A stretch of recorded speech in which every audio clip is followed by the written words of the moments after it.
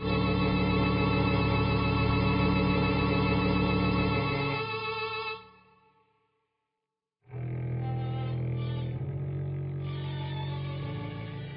sands are probably one of the biggest industrial projects in the history of mankind. The tar sands are the largest, most destructive environmental project on the planet right now. It's oil extraction.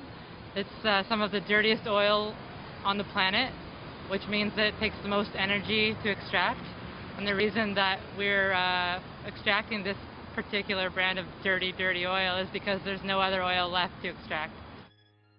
Tar sands really aren't oil. Effectively, the process by which you mine and refine tar sands is effectively adding about 100 million years of development through a synthetic process.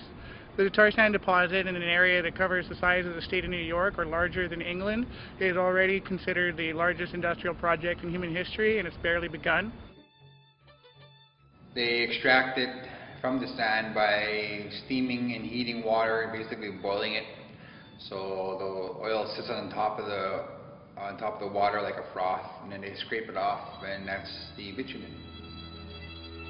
There's mining processes and in situ processes, and both of them are pretty much trying to extract bitumen out of the sand. To produce 1 barrel of oil, you have to first, after you've cleared off the ground and broken all the trees down and so forth, then dig a pit which can be up to 200 feet deep. For each barrel of oil, there's 4 barrels of water used in a process called a slurry, where you spin it at a high speed, high velocity, with high temperatures of water to separate the bitumen, which is the pre-synthetic oil, from the sands itself and all of the clays and silts. But that's after you've already dug out what has to be hundreds of tons of earth. The energy that's required to actually do that is approximately, people say for almost every barrel of oil you need about a half a barrel of energy just to produce this. So for every barrel of energy input, it's 2 barrels of oil that are produced. Whereas with conventional crude, it was very, very minor in terms of the energy that's inputted to actually get the crude oil out.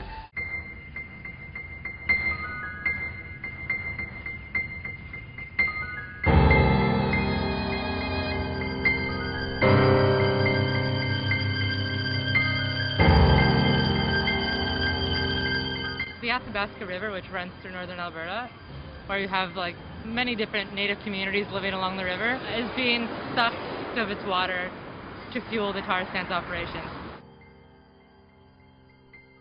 Because of the contamination of the river from oil sands discharges of things like oil and grease and treated sewage into the Athabasca River, and sometimes there's accidents of spills of these toxic chemicals directly into the Athabasca rivers. The community of Fort Chipewyan, both the Mikisew Cree and the Dene Chipewyan First Nation, who have been fighting and really at the front of like raising the alarm about what's happening, and their community has been seeing all this rise in rare cancers, autoimmune diseases, arsenic in the land, the moose meat, the fish are high levels of heavy metals, mercuries. Basically the whole environment up there is contaminated.